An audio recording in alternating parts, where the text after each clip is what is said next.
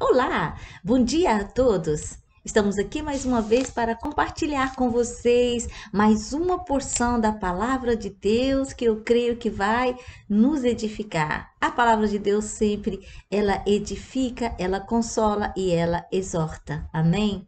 Então, nesta tarde ou nesse dia de hoje, eu quero compartilhar com vocês sobre a vida de um personagem que foi muito importante para a sua época. E o seu nascimento já foi um milagre, porque a sua mãe era estéril. Estamos falando de Ana. Ana era estéril, ela não podia ter filhos e na sua época não ter filhos era algo muito vergonhoso, era algo muito humilhante e era mal visto por todos e até como uma maldição sobre a esterilidade. E nós podemos ver que Ana, ela derramava o seu coração continuamente diante de Deus, pedindo a Deus um milagre, pedindo a Deus a capacidade, a possibilidade de ter um filho. Vamos ver a oração de Ana? Muito importante, muito tocante a oração de Ana. Ela orou ao Senhor dizendo assim: Levantou-se Ana e com amargura de alma orou ao Senhor e chorou abundantemente.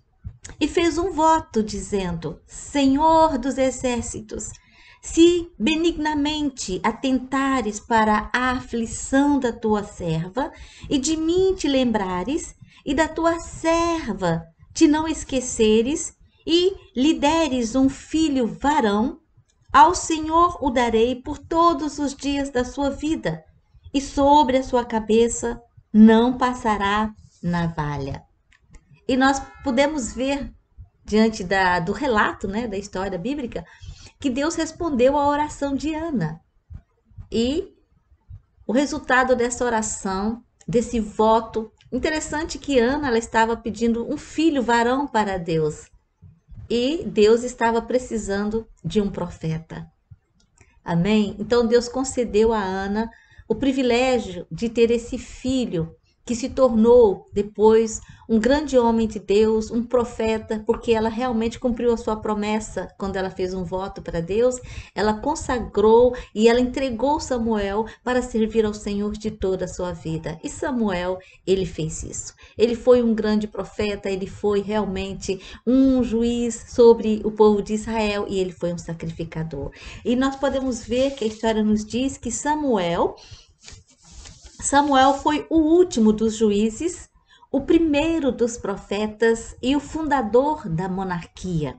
Sua principal missão foi organizar a nação de Israel para ser uma monarquia. A forma do governo exercida pelos juízes era um fracasso.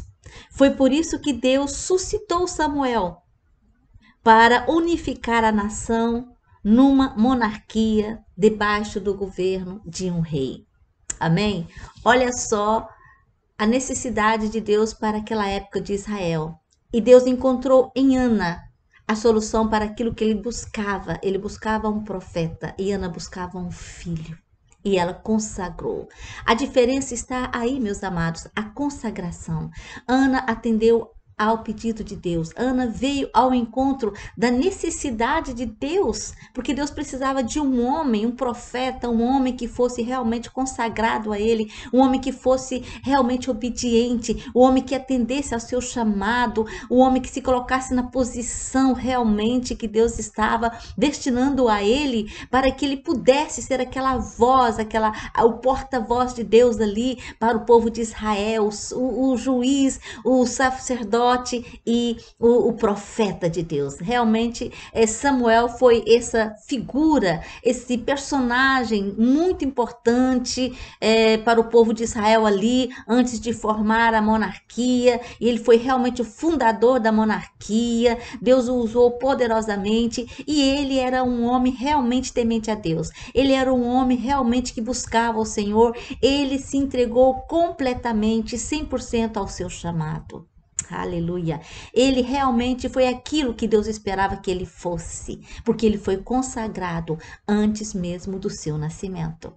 Que isso possa ser realmente um um exemplo para nós, para nos motivar, para que nós possamos continuar crendo que Deus, ele tem sempre um objetivo para a nossa vida, que quando Deus permite que nós possamos nascer, é porque ele já escreveu no seu livro todos os dias que nós viveríamos quando ainda nenhum deles havia existido. E que Deus, ele pensa no objetivo, no propósito. Deus, quando ele tem um objetivo, um propósito, então ele nos faz nascer.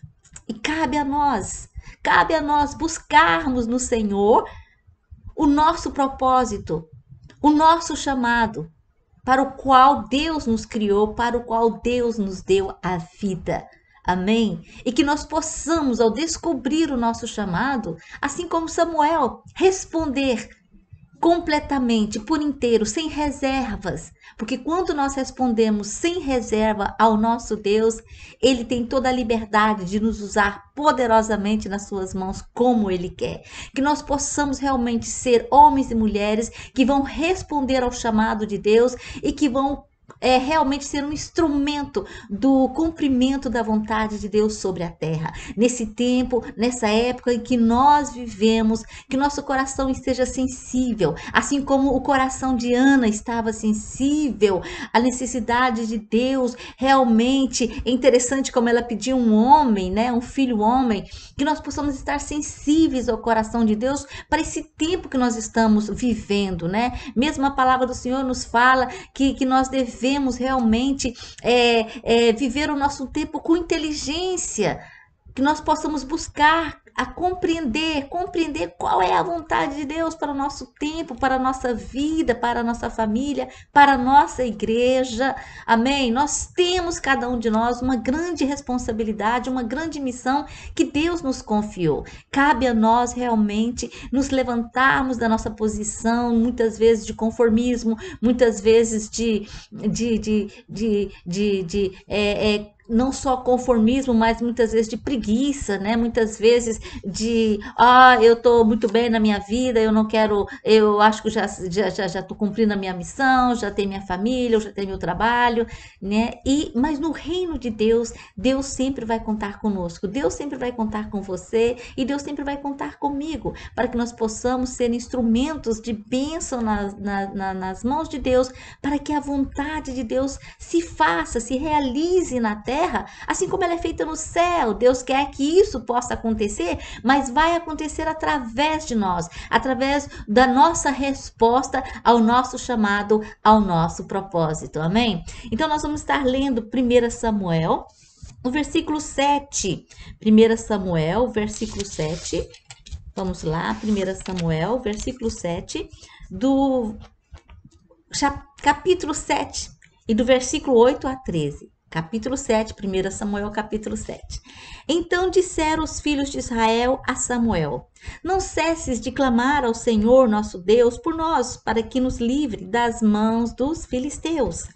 Tomou, pois, Samuel um cordeiro que ainda mamava e o sacrificou em holocausto ao Senhor. Clamou Samuel ao Senhor por Israel, e o Senhor lhe respondeu. Enquanto Samuel oferecia o holocausto, os filisteus chegaram à peleja contra Israel. Mas trovejou o Senhor aquele dia com grande estampido sobre os filisteus e os aterrou de tal modo que foram derrotados diante dos filhos de Israel. Saindo de Mispa, os homens de Israel perseguiram os filisteus e os derrotaram até abaixo de Bet-car. Tomou então Samuel uma pedra e a pôs em Mispa e Sem, e lhe chamou Ebenezer, e disse: até aqui nos ajudou o Senhor. Amém? Assim os filisteus foram abatidos e nunca mais vieram ao território de Israel, porquanto foi a mão do Senhor contra eles todos os dias de Samuel. Olha a diferença de um homem que realmente se coloca na posição que Deus espera que ele possa se colocar. Um homem consagrado, um homem que viveu uma vida de santidade, em santidade, um homem que viveu uma vida em obediência ao Senhor. Olha como o Senhor responde sempre aos seus holocaustos, às suas orações, e olha como o Senhor, olha a grande vitória que Deus deu a ele. Todos os dias, durante toda a vida de Samuel, os filisteus nunca mais atacaram Israel. Olha só o poder da oração desse homem, olha só como este homem agradava ao Senhor, como este homem realmente respondia ao chamado de Deus. Deus quer continuar usando homens e mulheres de uma forma poderosa no nosso tempo, afastar todos os inimigos, todas as ameaças, nos tirar da nossa limitação. Muitas vezes nós somos limitados, muitas vezes nós estamos acorrentados na nossa alma, nas nossas emoções, e nós precisamos de libertação. Nós precisamos, assim como o povo de Israel pediu ao profeta Samuel, pediu socorro porque eles estavam sendo ameaçados, porque eles estavam sendo realmente perseguidos pelos seus inimigos. Da mesma forma, nós podemos hoje levantar a nossa voz, nós podemos clamar ao nosso Deus, nós podemos pedir socorro ao nosso Deus, porque nós temos livre acesso ao trono de Deus. Nós podemos nos dirigir ao Senhor, porque Jesus, ele já rasgou o véu, ele já abriu um novo caminho, e nós podemos pedir ao Senhor, nós podemos pedir socorro ao Senhor. Mas hoje o Senhor quer nos usar como Samuéis. Olha, quantos Samuéis Deus não quer usar para que nós possamos vir ao socorro de muitos que não têm esse acesso a Deus através de Jesus Cristo, porque ainda não deram a sua vida a Jesus, porque estão muitas vezes acorrentados na cegueira espiritual, estão presos nas drogas, na prostituição. Essas pessoas precisam realmente que alguém se coloque na brecha por elas, que alguém interceda, que alguém clame a Deus por elas, que alguém realmente possa realmente vir ao socorro. E nós somos essas pessoas. Nós podemos interceder, nós podemos orar, nós podemos trabalhar muito em prol de vidas, de cidades, de países, de nações, de continentes. Olha só como Deus usa poderosamente aqueles que se submetem à sua vontade, aqueles que entendem o seu propósito. Como isso é importante. E Samuel, ele reconhecia que Deus era com ele, que Deus realmente o havia colocado como profeta sobre Israel, e que ele tinha uma missão muito importante, e ele tinha consciência disso, e ele era um homem que estava consagrado 100% para a obra do Senhor. E quando ele colocou, então, assim, nós podemos ver aqui que Samuel, ele tomou uma pedra e a pôs em Mispa e Sem, e lhe chamou Ebenezer, e disse: até aqui nos ajudou o Senhor. Ele tinha consciência que até aquele momento o Senhor havia ajudado o povo de Israel, havia ajudado eles. E interessante que nessa região onde eles estavam ali combatendo com o filisteu, era a mesma região em que tempos atrás os filisteus, numa outra ocasião, haviam tomado a arca, haviam vencido os israelitas e haviam tomado a arca do Senhor, que representava a presença poderosa de Deus naquela época. Mas agora, naquele mesmo local, o Senhor humilhou os filisteus diante de Israel, o Senhor derrotou os filisteus, amém? E pôde assim avivar a memória, avivar realmente o valor do povo, o valor daqueles que confiam, daqueles que têm fé no seu Deus. Amém? E durante toda a vida de Samuel, os filisteus nunca mais atacaram Israel. Olha o valor de um homem de oração. Olha o valor de um homem que conhece o seu Deus. Como diz em Daniel, mas o povo que conhece o seu Deus se levantará e fará proezas. Aleluia! Deus espera de nós, como povo dele, que nós possamos realmente nos levantar numa posição de confiança, numa posição de dependência de Deus, e crer que o poder vem dele, crer que tudo vem dele, crer que ele está no controle de todas as coisas e que ele é que vai nos dar a vitória sobre os nossos inimigos, sobre todas as circunstâncias contrárias, tudo aquilo que se levanta contra a obra de Deus, tudo aquilo que se levanta contra a palavra de Deus, contra o evangelho, as boas novas, aleluia, ou contra o reino de Deus. Nós estamos aqui para que o reino de Deus seja estabelecido em toda a terra, para que todos possam ouvir as boas novas, entregar as suas vidas a Jesus Cristo.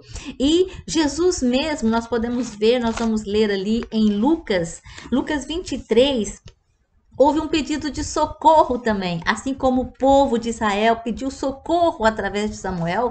Nós podemos ver que na crucificação ali, que Jesus está sendo crucificado ali, houve também um pedido de socorro através de Jesus.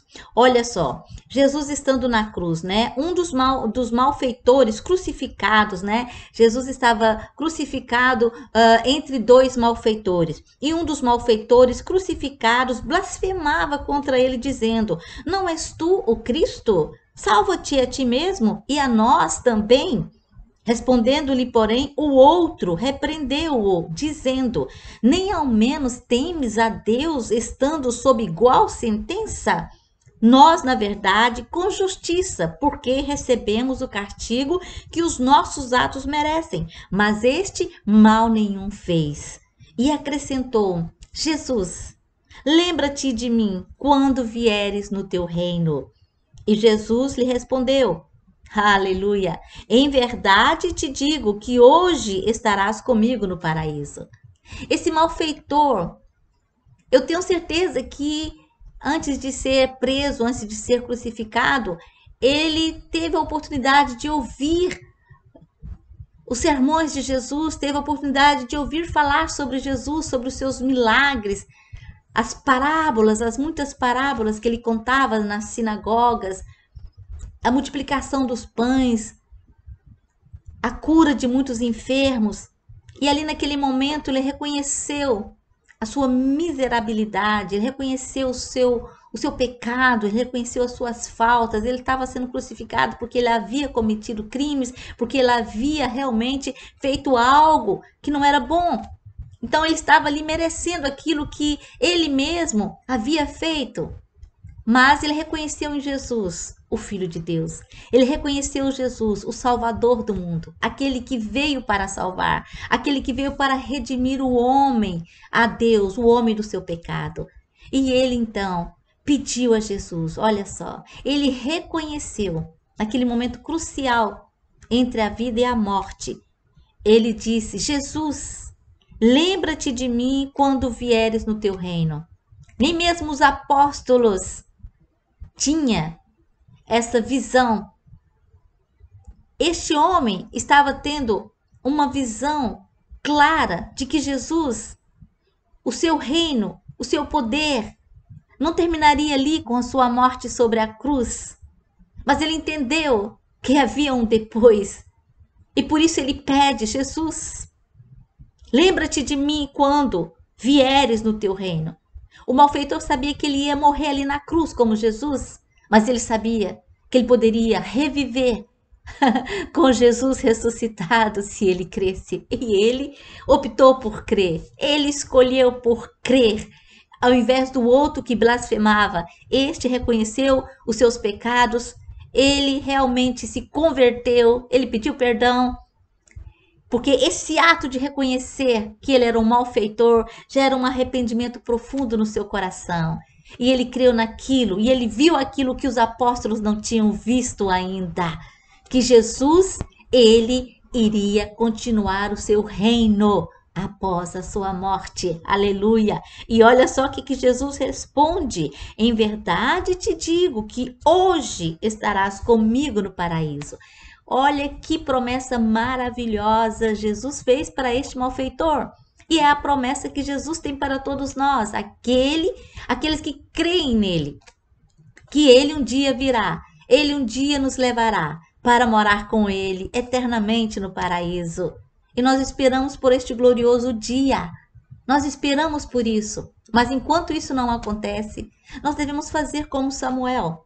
Nós devemos aprender da atitude desse malfeitor, de se converter, de realmente reconhecer a nossa dependência, a nossa miserabilidade, que nós precisamos do amor, do perdão do Senhor, que Ele venha nos transformar, que Ele venha nos perdoar, que Ele venha nos purificar de todo o pecado.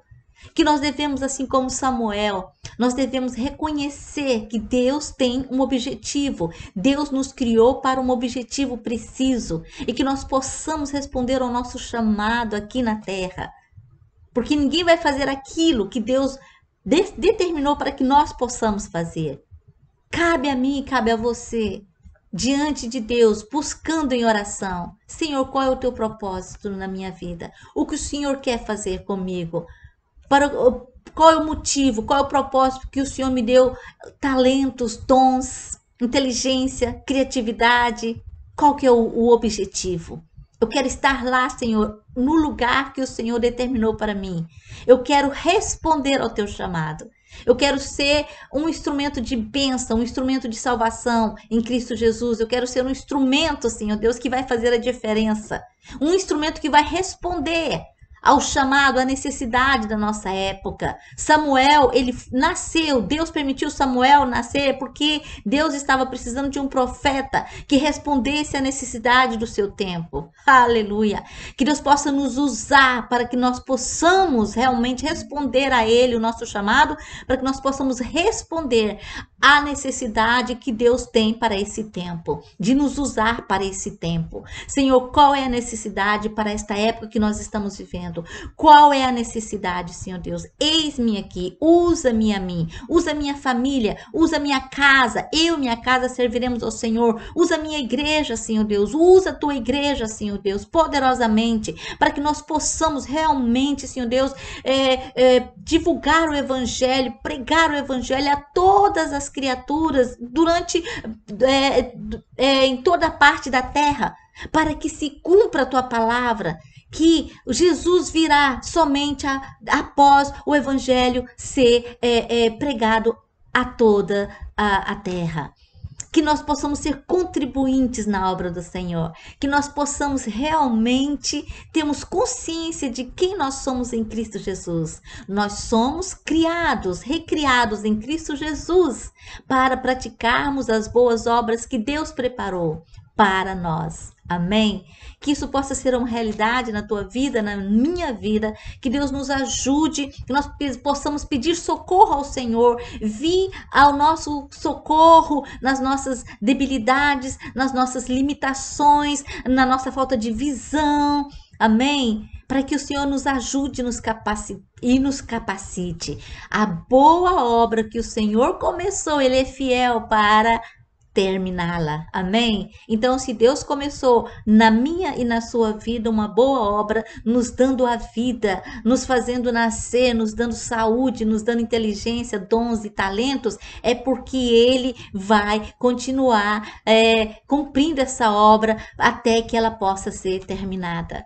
Amém? E a minha oração nessa manhã, nessa tarde, nesse dia, é para que você possa se fortalecer no Senhor, para que você possa entender o seu propósito e o seu chamado, assim como Samuel, viver uma vida de consagração, uma vida de santidade, uma vida que vai honrar e glorificar a Deus, uma vida de obediência, obedecer a Deus, estar na posição que Deus quer que você esteja, respondendo ao seu chamado e sendo bênção para muitas e muitas pessoas e glorificando o nome do nosso Deus Todo-Poderoso. Amém?